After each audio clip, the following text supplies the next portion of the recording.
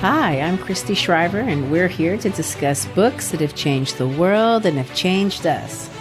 And I'm Gary Shriver, and this is the How to Love Lit podcast. Today we are finishing the reading and discussion over Jack London's most anthologized short story, To Build a Fire.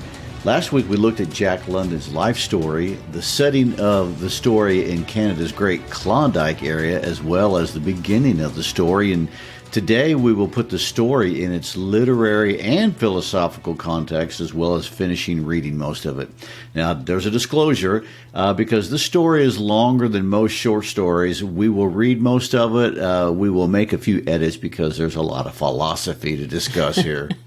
Well, the reason why this story is considered London's best is not because it's the most exciting, because it isn't, but because he's able to encapsulate an entire worldview within a single story, and that is not easy to do. So let's start with that. Worldview, simply stated, is our orientation in looking at reality. It's just as much about our heart as it is our brain. I mean, it's unconscious as much as it is conscious. And it's those ideas and our preferences inside of us really that inform how we look at things and how we hear things and how we understand things. Right. And in theory, we all see the same thing, right? But when we take what we take from what we see maybe isn't the same thing. Our religion, our education, our culture, all these things play into our worldview.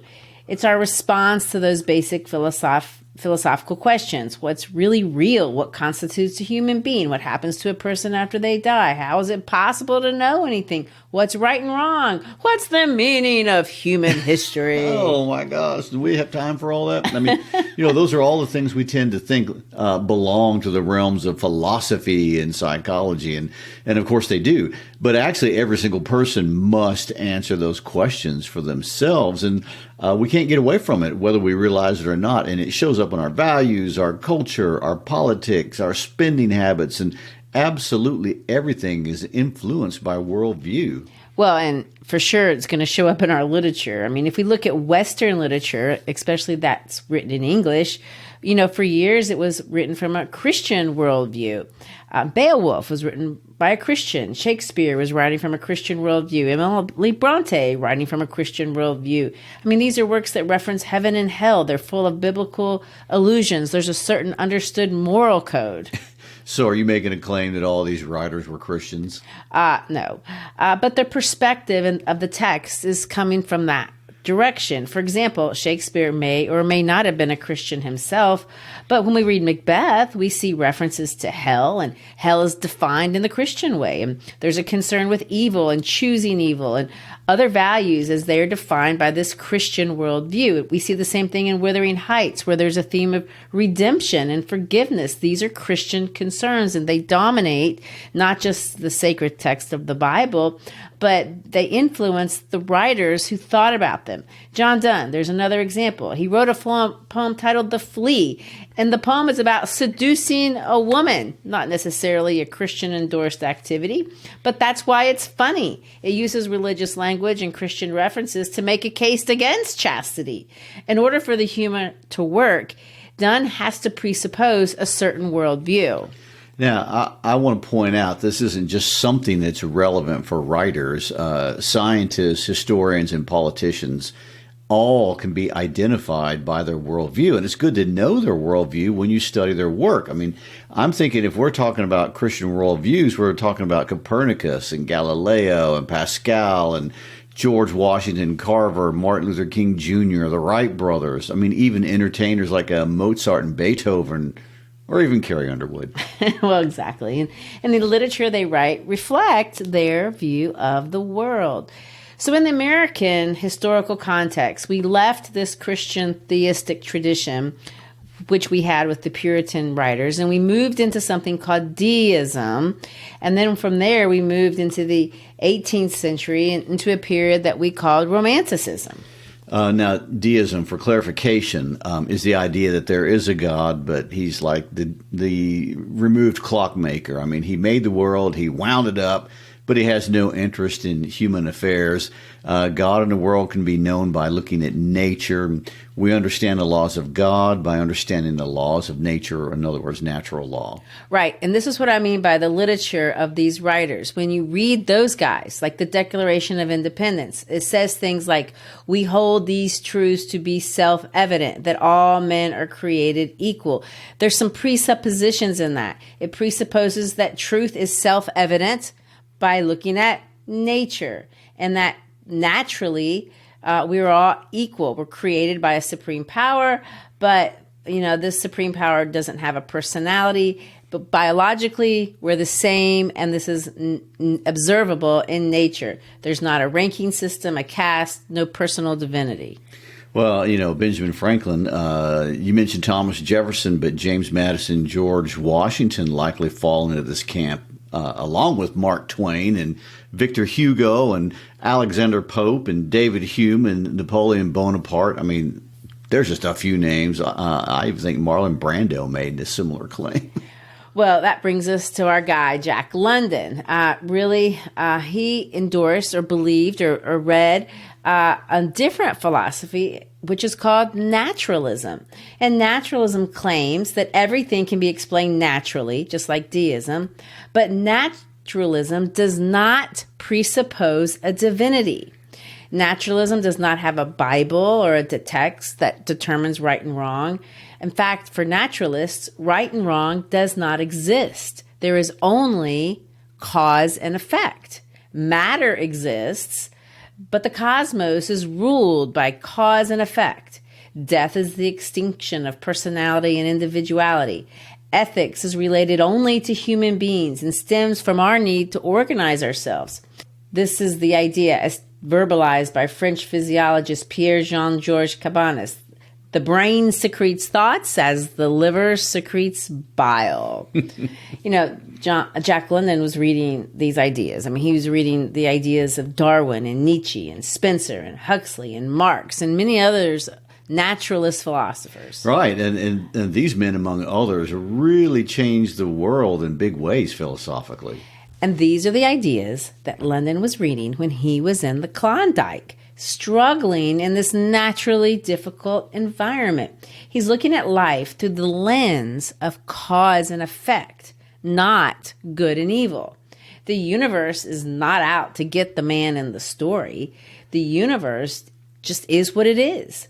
Morality is determined by what we want out of our relationships. What do we want with other people in the natural world? And how we choose to relate to these things determines what happens to us. Well, Origin of the Species was one of the few books that London took with him in the Yukon, and he read it with temperatures that were sometimes outside 70 degrees below zero, a little bit colder than where we live, And Darwin's theory of evolution maintains that natural selection is a process developed by random chance. It's mechanical, it's indifferent, it's remorseless.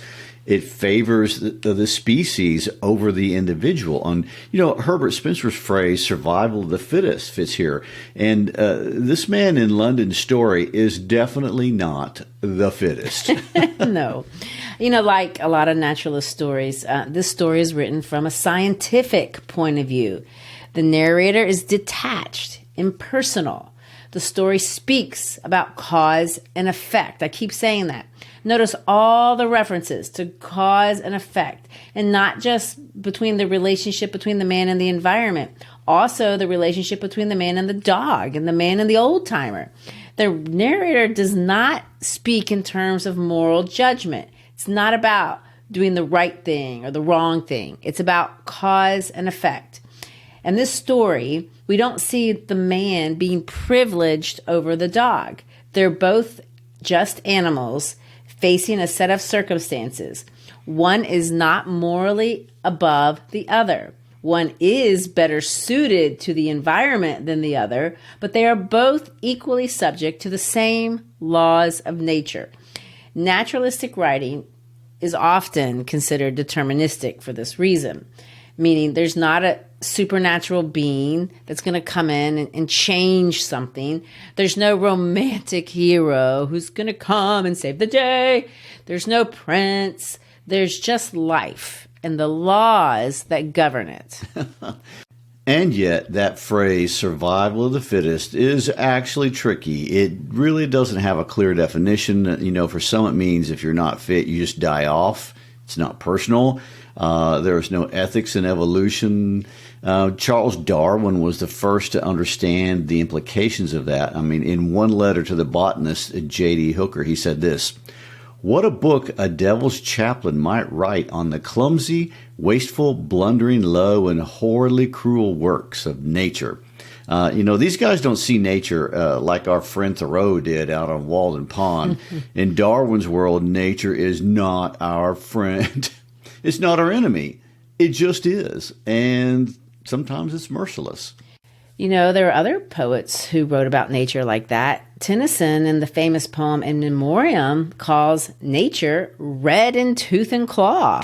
Yes, and American philosopher Daniel Dennett calls evolution a mindless, purposeless, algorithmic process operating at the cellular level. I mean, randomness is an important feature, and the survival of the fittest is ruthless and cold. And in that way, we see it reflected in the setting. Klondike can be symbolic. Nature is cold. True.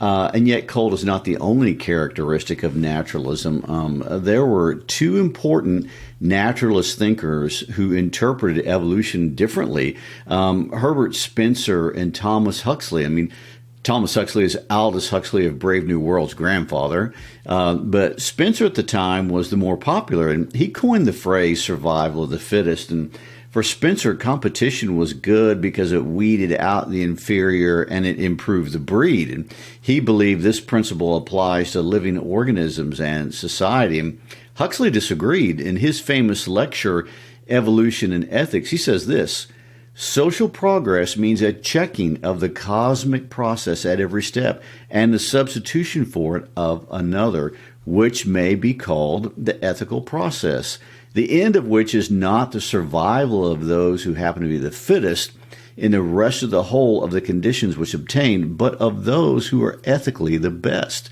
That's a wide disagreement on the interpretation of evolution right there. Well, yeah, because for Huxley, ethically the best doesn't necessarily mean genetically the most fit. I mean, London had a lot of respect for the argument that these two men were having, and he understood both sides. He thought these were important ideas and they needed to be discussed, and lots of writers were discussing them. Of course, chief of the naturalist writers, and probably the most important writer of his day, was the French writer Émile Zola. In his stories, characters lived and they were shaped and they were conditioned, and to be honest, mostly destroyed by social and biological forces that were absolutely beyond their control. And Zola believed writing should apply scientific accuracy and detachment to their stories. And lots of writers, followed this model. They wrote about things that were unpleasant, but that were real. Lots of times it was the condition of urban and industrial life. I mean, London's stories are set in the natural environment, but honestly, he's kind of the anomaly for his generation. Most naturalist writers were writing about industrialization and the urban environments. They were writing about the industrial world and how it could be just awful. Theodore Dreiser with Sister Carrie, for example, or Upton Sinclair, famously in the book The Jungle, where he talked about, a meat packing plant. Oh, yes. And the conditions in those meat packing plants were worse than he even described. We'll find out later on. Well, naturalism for these writers meant life as it naturally was. And this meant being honest about the disparity between what is ideal and what really is happening. I mean, don't candy coat things. Life is hard. The rules that apply in nature, both in the wild, but naturally among men, are brutal. Our freedom is limited to the circumstances that we find ourselves. And sometimes that means darkness, gloom, despair. The nature of life can be an immense and maybe an uncontrollable force. And a lot of these naturalist stories try to portray what that looks like. On the one hand, it can mean man loses. In fact, eventually that man always loses. But there is this dichotomy that can also express itself. And for London, even in the harshest environment of nature, there is still a benevolent force at work. Man, even in the harshest of circumstances, has the intuit to truth. When and if he will use that, man can use truth to order his life for survival. And that's what we see, even in the Klondike. So our guy, though, he's an unimaginative newcomer. And here he is. He's lit out on the trail with a dog and lunch and weather that is at least 55 below zero. His goal is a warm fire and a bunch of buddies by supper. Not really a bad goal. No, it's not. And I would like to point out before we jump into this that these ideas of naturalism, if you want to talk about the ideas having consequences, naturalism is going to be the foundation of imperialism and everything that leads to World War I. So these are big deals. But the story will start like this. The dog dropped in again at his heels with a tail drooping discouragement as the man swung along the creek bed. The furrow of the old sled trail was plainly visible, but a dozen inches of snow covered the marks of the last runners. In a month, no man had come up or down that silent creek. The man held steadily on. He was not much given to thinking, and just in particular he had nothing to think about, save that he would eat lunch at the Forks, and that at 6 o'clock he would be in the camp with the boys. There was nobody to talk to, and had there been, speech would have been impossible because of the ice muzzle on his mouth. So he continued monotonously to chew tobacco and to increase the length of his amber beard. Once in a while the thought reiterated itself that it was very cold, and that he had never experienced such cold. As he walked along, he rubbed his cheekbones and nose with the back of his mittened hand. He did this automatically now and again, changing hands, but rub as he would, the instant he stopped his cheekbones went numb, and the following instant the end of his nose went numb. He was sure to frost his cheeks, he knew that, and experienced a pang of regret that he had not devised a nose strap of the sort Bud wore in cold snaps. Such a strap passed around the cheeks as well and saved them, but it didn't matter much after all. What were frosted cheeks? A bit painful, that was all, and they were never serious. Empty as the man's mind was of thoughts, he was keenly observant, and he noticed the changes in the creek, the curves and the bends and the timber jams, and always he sharply noted where he placed his feet. Once, coming around a bend, he shied abruptly like a startled horse, curved away from the place where he had been walking, and retreated several paces back along the trail. The creek, he knew, was frozen clear to the bottom. No creek could contain water in that Arctic winter. But he knew also that there were springs that bubbled out from the hillside and ran along under the snow and on top of the ice of the creek. He knew that the coldest snaps never froze these springs, and he knew likewise their danger. They were traps. They hid pools of water under the snow that might be 3 inches deep or 3 feet. Sometimes a skin of ice half an inch thick covered them, and in turn was covered by the snow. Sometimes there were alternate layers of water and ice skin, so that when one broke through, he kept on breaking through for a while, sometimes wetting himself to the waist. That was why he had shied in such panic. He had felt the give under his feet and heard the crackle of a snow-hidden ice skin. And to get his feet wet in such a temperature meant trouble and danger. At the very least, it meant delay, for he would be forced to stop and build a fire, and under its protection to bare his feet while he dried his socks and moccasins. He stood and studied the creek bed and its banks and decided that the flow of water came from the right. He reflected a while, rubbing his nose and cheeks, then skirted to the left, stepping gingerly and testing the footing for each step. Once clear of the danger, he took a fresh chew of tobacco and swung along at his 4-mile gait. I want to point out that London wrote an earlier version of this story for a boys' magazine, and in that version, he gave the protagonist a name, Tom Vincent. He also did not have a dog in that story. But in this version, there is no name to the man. He's every man. And in that sense, he's mocking humans when we act as if we can just dominate our environment by sheer force of will. And now he has a dog.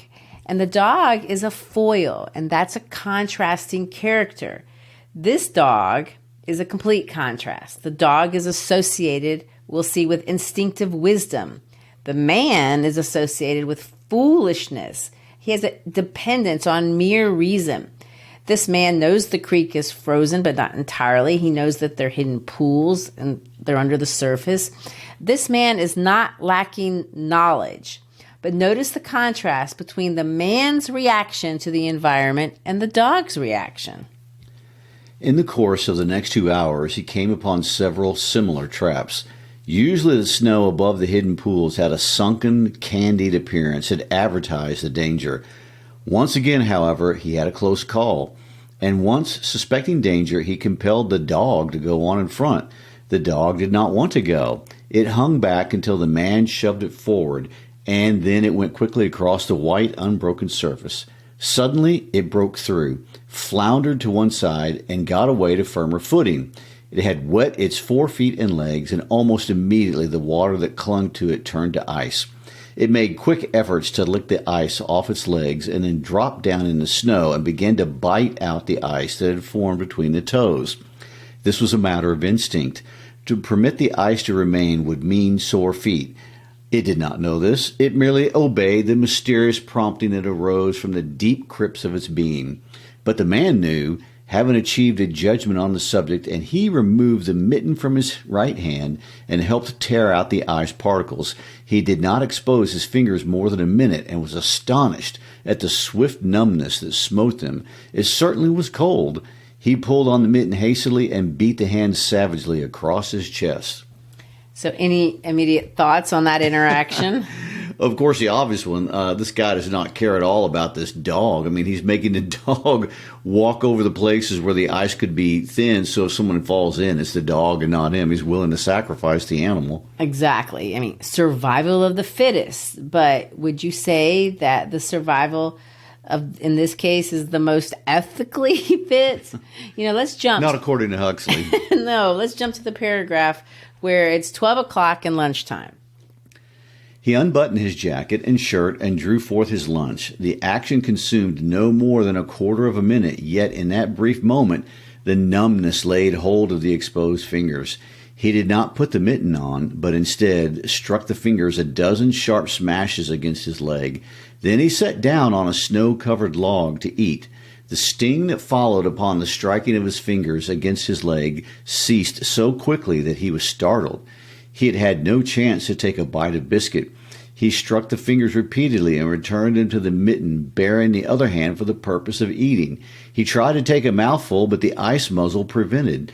He had forgotten to build a fire and thaw out.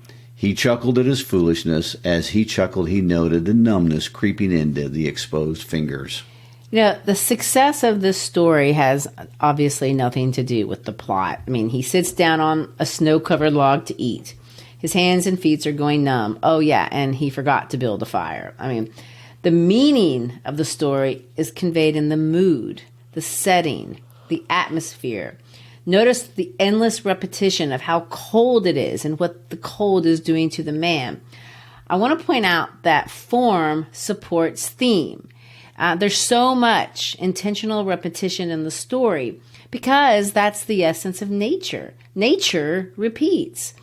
Nature's also sterile. And notice how sterile the narrator tells the story. It's facts.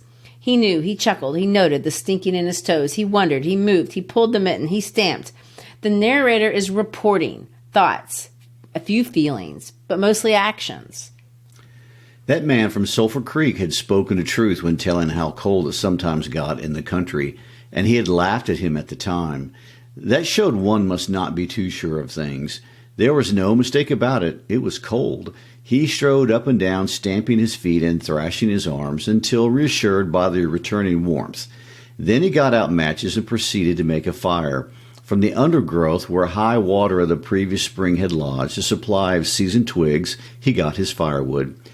Working carefully from a small beginning, he soon had a roaring fire over which he thawed the ice from his face and into protection of which he ate his biscuits.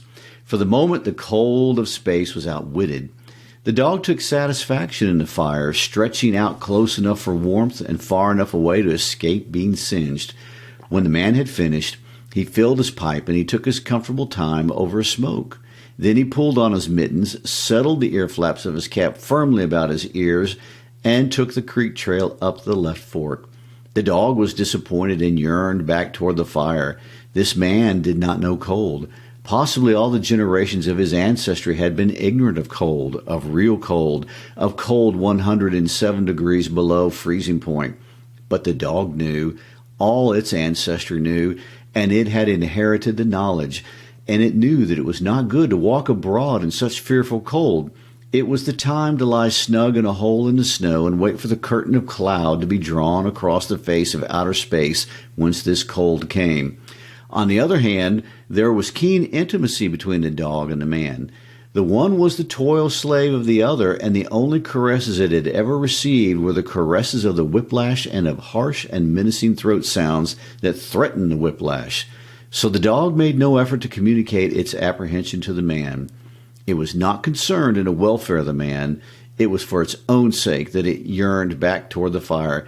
But the man whistled and spoke to it with the sound of whiplashes, and the dog swung at the man's heels and followed after. And so we see fire number 1. There will be 3 fires. Traditionally, fire is an archetype for wisdom, knowledge, power. This man has knowledge to a limited degree. I mean, he can make a fire. He thinks he has power, but he most certainly lacks wisdom. The title of the story, To Build a Fire. Now think about that in terms of the symbolism. What does it mean to build a fire? Notice again the obvious contrast between the dog and the man. The dog's instincts are good. The man has no instincts. There's a choice. Maybe it's a moral choice, but really it's a cause and effect. Finally, I want to point out a new character, a man from Sulphur Creek who had spoken truth. But again, cause and effect. Our guy laughed at the man. The man told him to be careful in the cold. He ignored it, and there's an effect to that. The man took a chew of tobacco and proceeded to start a new amber beard. Also, his moist breath quickly powdered with white his mustache, eyebrows, and lashes. There did not seem to be so many springs on the left fork of the Henderson, and for half an hour the man saw no signs of any. And then it happened.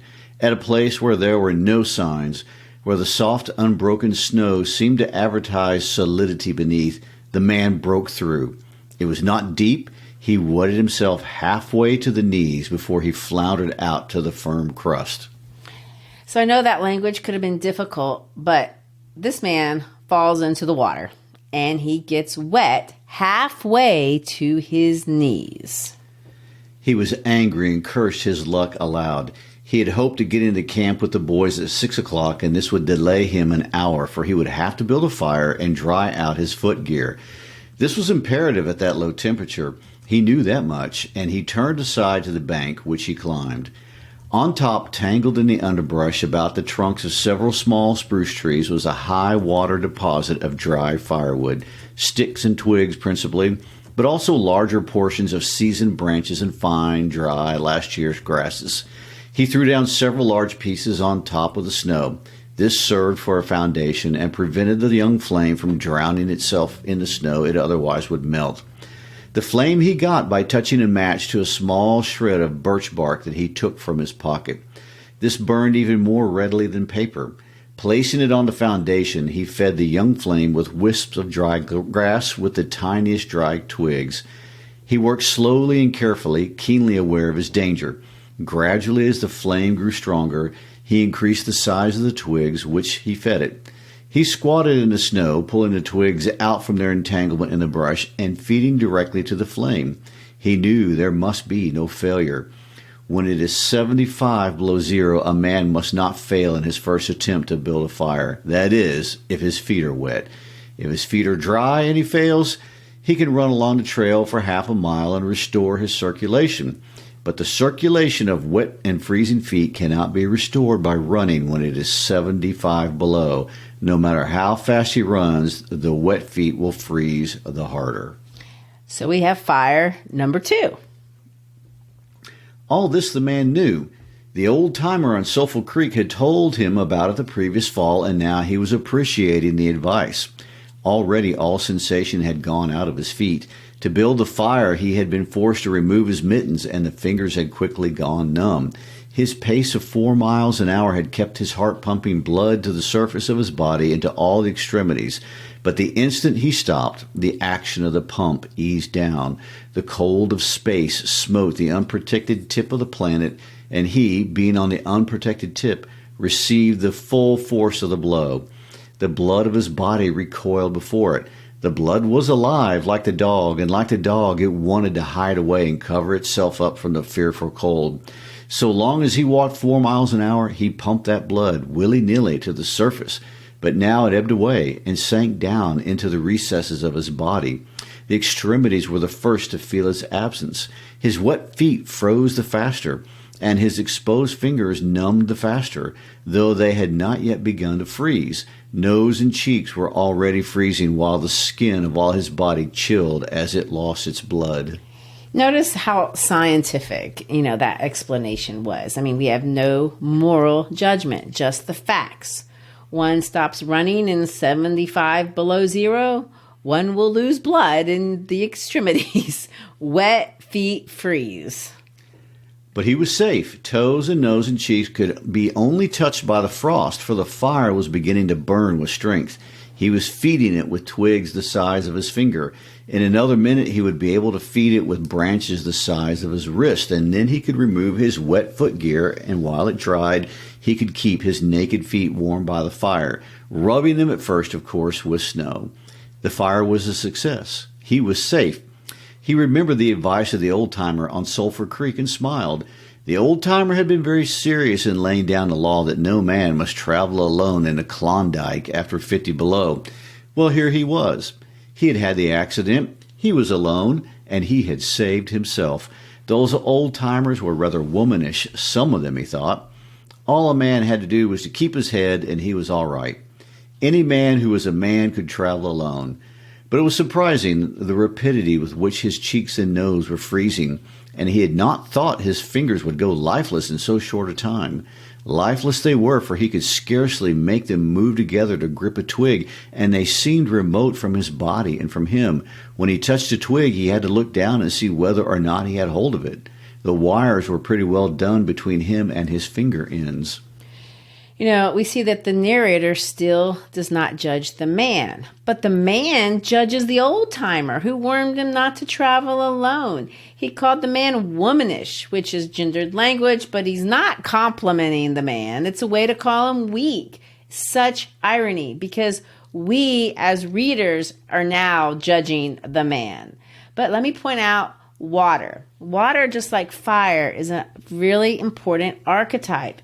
I mean, in almost every culture, water has the power to cleanse, but it also has the power to destroy. Just think of the flood narratives. All of which counted for little. There was the fire, snapping and crackling and promising life with every dancing flame. He started to untie his moccasins. They were coated with ice. The thick German socks were like sheaths of iron halfway to his knees, and the moccasin strings were like rods of steel, all twisted and knotted as by some conflagration. For a moment he tugged with his numbed fingers, then realizing the folly of it, he drew his sheath knife. But before he could cut the strings, it happened. It was his own fault, or rather his mistake. He should not have built the fire under the spruce tree. He should have built it in the open. But it had been easier to pull the twigs from the brush and drop them directly on the fire. Now the tree under which he had done this carried a weight of snow on its boughs. No wind had blown for weeks, and each bough was fully freighted. Each time he pulled a twig, he had communicated a slight agitation to the tree, an imperceptible agitation so far as he was concerned, but an agitation sufficient to bring about the disaster. High up in the tree, one bough capsized its load of snow. This fell on the boughs beneath, capsizing them.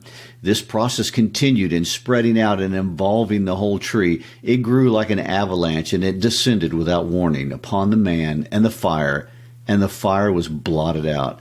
Where it had burned was a mantle of fresh and disordered snow. And of course, as a reader, we're thinking, you finally admit to a mistake, because he'd been judging the old timer, and we know that that was a bad idea. But now he knows, and what a mistake. He builds a fire under a tree. The snow on the tree falls on his fire and puts out. Fire number 2 is gone. The man was shocked. It was as though he had just heard his own sentence of death. For a moment he sat and stared at the spot where the fire had been. Then he grew very calm. Perhaps the old-timer on Sulphur Creek was right. If he had only had a trail mate, he would have been in no danger now. The trail mate could have built the fire. Well, it was upon him to build the fire over again, and the second time there must be no failure. Even if he succeeded, he would most likely lose some toes. His feet must be badly frozen by now, and there would be some time before the second fire was ready. Such were his thoughts, but he did not sit and think them. You know, we're going to need to cut a little bit of the story here, but what London describes is this man trying over and over to light a new fire, but his fingers are too cold to move. And of course, the dog just sits snug in the fur coat. I mean, the man is forced to take off his mittens, and he tries to start the fire, but that doesn't work either. And after that, he can't even use his hands, so he has to try to start the fire with his mouth. He was no better off. He could not pick it up. Then he devised a way. He picked it up in his teeth and scratched it on his leg. 20 times he scratched before he succeeded in lighting it. As it flamed, he held it with his teeth to the birch bark, but the burning brimstone went up his nostrils and into his lungs, causing him to cough spasmodically. The match fell into the snow and went out. And so we almost have fire number 3. He got the fire started with his mouth, but then the smoke went up his nose, and he accidentally blew it out. The old-timer on Sulphur Creek was right. He thought in a moment of controlled despair that ensued. After 50 below, a man should travel with a partner. He beat his hands but failed in exciting any sensation. Suddenly he bared both hands, removing the mittens with his teeth. He caught the whole bunch between the heels of his hands. His arm muscles, not being frozen, enabled him to press the hands tightly against the matches. Then he scratched the bunch along his leg. It flared into flame. 70 sulfur matches at once. There was no wind to blow them out. He kept his head to one side to escape the strangling fumes and held the blazing bunch to the birch bark. As so he held it, he became aware of the sensation in his hand. His flesh was burning. He could smell it. Deep down below the surface, he could feel it. The sensation developed into pain that grew acute, and still he endured it, holding the flame of the matches clumsily to the bark that would not light readily because his own burning hands were in the way, absorbing most of the flame. I mean, that just feels gross. I mean, fire number 3 is up and running, except he's burning his hand and he can smell it. At last, when he could endure no more, he jerked his hands apart. The blazing matches fell sizzling into the snow, but the birch bark was alight. He began laying dried grasses and the tiniest twigs on the flame. He could not pick and choose, for he had to lift the fuel between the heels of his hands. Small pieces of rotten wood and green moss began to cling to the twigs, and he bit them off as well as he could with his teeth. He cherished the flame carefully and awkwardly. It meant life, and it must not perish. The withdrawal of blood from the surface of his body now made him begin to shiver, and he began to grow more awkward. A large piece of green moss fell squarely on a little fire. He tried to poke it out with his fingers, but his shivering frame made him poke too far, and he disrupted the nucleus of the little fire. The burning grasses and tiny twigs separating and scattering. He tried to poke them together again, but in spite of the tenseness of the effort, his shivering got away with him, and the twigs were hopelessly scattered. Each twig gushed a puff of smoke and went out. The fire provider had failed. As he looked apathetically about him, his eyes chanced on the dog, sitting across the ruins of the fire from him in the snow, making restless, hunching movements, slightly lifting one forefoot and then the other, shifting its weight back and forth on them with wistful eagerness. And fire number 3 is out. The sight of the dog put a wild idea into his head. He remembered the tale of the man caught in a blizzard who killed a steer and crawled inside the carcass and so was saved. He would kill the dog and bury his hands in the warm body until the numbness went out of them. Then he could build another fire. Just survival of the fittest, except the man is not the fittest. He spoke to the dog, calling it to him, but in his voice was a strange note of fear that frightened the animal, who had never known the man to speak in such a way before. Something was the matter, and its suspicious nature sensed danger. It knew not what danger, but somewhere, somehow, in its brain arose an apprehension of the man. It flattened its ears down as the sound of the man's voice and its restless, hunching movements and the liftings and shifting of its forefeet became more pronounced. But it would not come to the man. He got on his hands and knees, crawled toward the dog. This unusual posture once again excited suspicion, and the animal sidled mincingly away. And again, let's paraphrase a part because we need to skip. But the man is going to be able to reach the dog. He holds the dog, but that's as far as he gets. He realized he could not kill the dog. There was no way to do it. With his helpless hands, he could neither draw nor hold his sheath knife nor throttle the animal. He released it, and it plunged wildly away with tail between its legs and still snarling. It halted 40 feet away and surveyed him curiously with ears sharply pricked forward. The man looked down at his hands in order to locate them and found them hanging on the ends of his arms. It struck him as curious that one should have to use his eyes in order to find out where his hands were. He began threshing his arms back and forth, beating the mittened hands against his sides. He did this 4 or 5 times violently, and his heart pumped enough blood up to the surface to put a stop to his shivering, but no sensation was aroused in the hands. He had an impression that they were hung like weights on the ends of his arms, but when he tried to run the impression down, he could not find it. A certain fear of death, dull and oppressive, came to him. This fear quickly became poignant as he realized that he was no longer a mere matter of freezing his fingers and toes or losing his hands and feet, but that it was a matter of life and death with the chances against him. This threw him into a panic, and he turned and he ran up the creek bed along the old dim trail. The dog joined in behind and kept up with him. He ran blindly, without intention and fear such as he had never known in his life. Slowly, as he plowed and floundered through the snow, he began to see things again. The banks of the creek, the old timber jams, the leafless aspens, and the sky. The running made him feel better. He did not shiver. Maybe if he ran on, his feet would thaw out. And anyway, if he ran far enough, he could reach camp and the boys. Without a doubt, he would lose some fingers and toes and some of his face. But the boys would take care of him and save the rest of him when he got there. And at the same time, there was another thought in his mind that said he would never get to the camp and the boys, that it was too many miles away, that the freezing had too great a start on him, and that he would soon be stiff and dead. This thought he kept in the background and refused to consider. Sometimes it pushed itself forward and demanded to be heard, but he thrust it back and he strove to think of other things. And of course he runs and he runs and he runs and he stumbles and he gets up and he runs again, and finally he's going to fall, and he can't give it up anymore because he's not thawing out. And he continues to run. He'll walk. He'll run again. The dog keeps up. But let's see what happens when we pick up the story again. Gary? The warmth and security of the animal angered him, and he cursed it till it flattened down its ears appeasingly. This time the shivering came more quickly upon the man. He was losing in his battle with the frost. It was creeping into his body from all sides. The thought of it drove him on, but he ran no more than 100 feet when he staggered and pitched headlong. It was his last panic. When he had recovered his breath and control, he sat up and entertained in his mind the conception of meeting death with dignity. However, the conception did not come to him in such terms.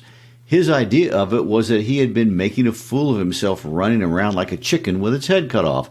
Such was the simile that occurred to him. Well, he was bound to freeze anyway, and he might as well take it decently. With his newfound peace of mind came the first glimmerings of drowsiness. A good idea, he thought, to sleep off to death. It was like taking an anesthetic. Freezing was not so bad as people thought. There were lots worse ways to die. He pictured the boys finding his body the next day. Suddenly he found himself with them, coming along the trail and looking for himself. And still with them he came around the turn in the trail and found himself lying in the snow.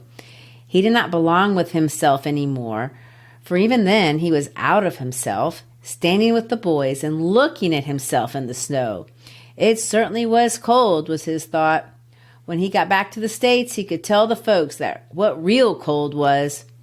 He drifted on from this to a vision of the old-timer on Sulphur Creek. He could see him quite clearly, warm and comfortable and smoking a pipe. "You were right, old hoss. You were right," the man mumbled to the old-timer of Sulphur Creek. Then the man drowsed off into what seemed to him the most comfortable and satisfying sleep he had ever known. The dog sat facing him and waiting.